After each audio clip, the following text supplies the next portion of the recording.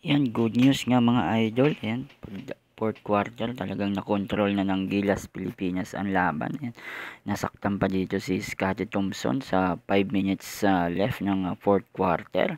Yan, binuhat din talaga ni Angelo Kwame ang Gilas. Tumulong din siya, si Scottie Thompson, pati si Justin Brownlee. Yan, talagang natulala na si Hollis Jefferson gawa ng dalawang free throw niya sa fourth quarter. 4 minutes hindi pumasok. Ayan, talagang nalungkot ang mga fans ng Jordan dito. 1 minute and 34 seconds sa fourth quarter. Ayan, may free throw pa rin si Kwame dito. Talagang kontrolado niya ang rebound sa ilalim.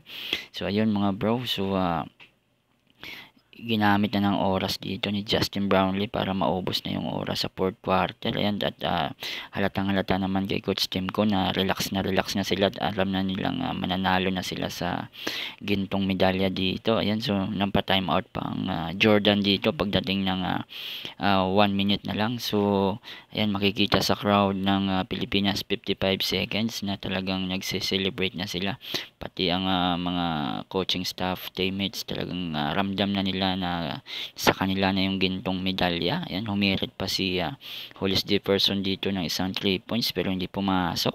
Ayan, si Calvin Optana at saka si Justin Brownlee nag-celebrate na rin, pati yung mga fans ng Gilas Pilipinas. Ayun, sa wakas nga talagang matindi din ang nilaban dito ni Hollis Jefferson para sa Jordan. Ayan, congratulations Gilas.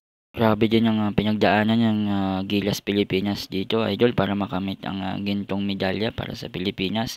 5 bansa ang kanilang tinalo para makamit itong gintong medalya. Nandyan ang Qatar, ang Iran, ang China, tapos ito ng Jordan panghuli.